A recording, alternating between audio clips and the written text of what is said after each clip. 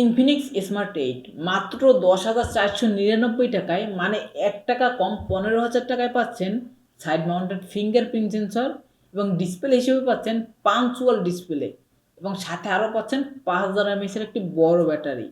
So বন্ধুরা, এই ফোনটি সম্পর্কে বিস্তারিত জানতে হলে আজকের ভিডিওটি সম্পূর্ণ দেখতে হবে। এবং একটি কথা, যারা এখন আমাদের চ্যানেলে নতুন আছেন, আমাদের চ্যানেলটি সাবস্ক্রাইব করে দিবেন এবং পাশে থাকা বেল আইকনটি অন করে দিবেন, যাতে আমরা নতুন কোনো ফোনের রিভিউ নিয়ে আসলে সবার আগে আপনি দেখতে পারেন। So let's go on. ফোনটির রিয়ার প্যানেলে রয়েছে পলিকার্বনেটের শাইনি ফিনিশিং দেওয়া, যার কারণে ফোনটি দেখতে কিন্তু আসলেই অস্থির লাগতেছে, মানে এক কথায় অসাধারণ। তবে একটি কথা, যদিও এই ফোনটির রিয়ার প্যানেলটি ফিঙ্গারপ্রিন্ট ম্যাগনেটিক না, মানে ফিঙ্গারপ্রিন্টের ছাপ বসে না, তবে যে কোনো সময় কিন্তু স্কেচ পড়ে যেতে পারে। আর এর থেকে সুরক্ষার জন্য এই ফোনটি যারা ব্যবহার করবেন, মানে বক্সে দেওয়া যে ব্যাক পার্টটি থাকবে, মানে বক্সের সাথে যে ব্যাক কভারটি থাকবে, ওই ব্যাক কভারটি অবশ্যই ব্যবহার করবেন, অথবা নিজের পছন্দ মতো একটি মার্কেট থেকে কিনে ব্যবহার করবেন। এবং এই ফোনটির ক্যামেরা বামটি কিন্তু একদম দেখতে হুবহু আইফোনের মতো, তবে আইফোনের থেকেও কিন্তু একটু উঁচু এবং একটু বড় মনে হচ্ছে ক্যামেরা বামটি। এবং এই ফোনটির পোর্শন বাটন নিয়ে কথা বলতে গেলে, এই ফোনটির রাইট সাইডে রয়েছে ভলিউম আপ ডাউন বাটন এবং আরেকটি পাওয়ার বাটন।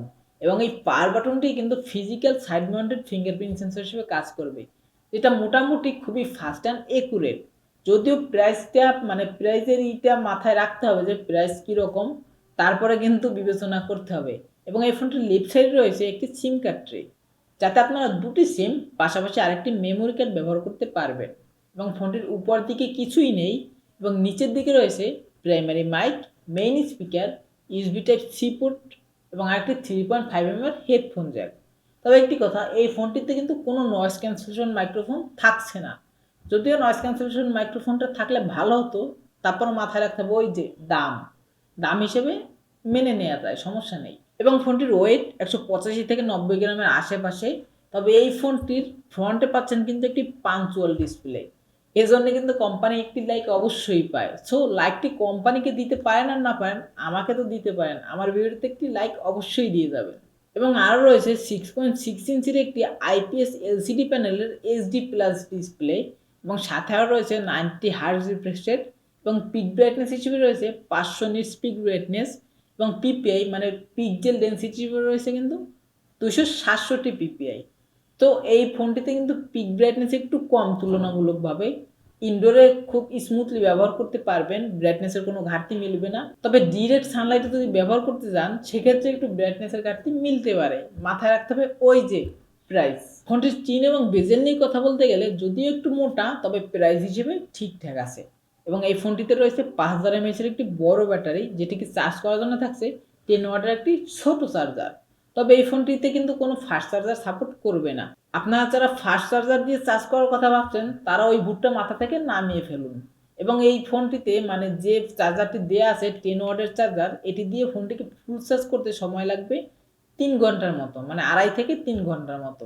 এবং এই ফোনটিকে ফুল চার্জ করে নর্মাল ইউজ করলে 1.5 দিনের মতো ব্যাকআপ পেয়ে যাবেন এবং হেভি ইউজ করলে ব্যাকআপ পাবেন 7 ঘন্টার মতো। এবং এই ফোনটিতে চিপসেট হিসেবে রয়েছে ইউনিসক T606 প্রসেসরটি, যেটি একটি অক্টাকোর প্রসেসর, যার ট্রানজিস্টর সাইজ হলো 12 ন্যানোমিটার। এবং এই ফোনটিতে অপারেটিং সিস্টেম হিসেবে পাচ্ছেন কিন্তু অ্যান্ড্রয়েড 13 এবং ইউআই হিসেবে পাচ্ছেন, মানে ইনফিনিক্সের নিজস্ব ইউআই XOS 13.0.0। এবং এই ফোনটির রিয়ার প্যানেল থাকছে ডুয়েল ক্যামেরা সেটআপ, যার মেন লেন্সটি থাকছে 13 মেগাপিক্সেল একটি শুটার, সাথে আরেকটি থাকছে 0.3 মেগাপিক্সেল একটি শুটার। তবে এই ফোনটি মূলত কিন্তু ওই 13 মেগাপিক্সেলের শুটারটি কাজ করবে। এবং এই ফোনটি দিয়ে সর্বোচ্চ ভিডিও রেকর্ড করতে পারবেন 1080p 30 fps এ। এবং এই ফোনটির ফ্রন্টে রয়েছে 8 মেগাপিক্সেল একটি সেলফি ক্যামেরা।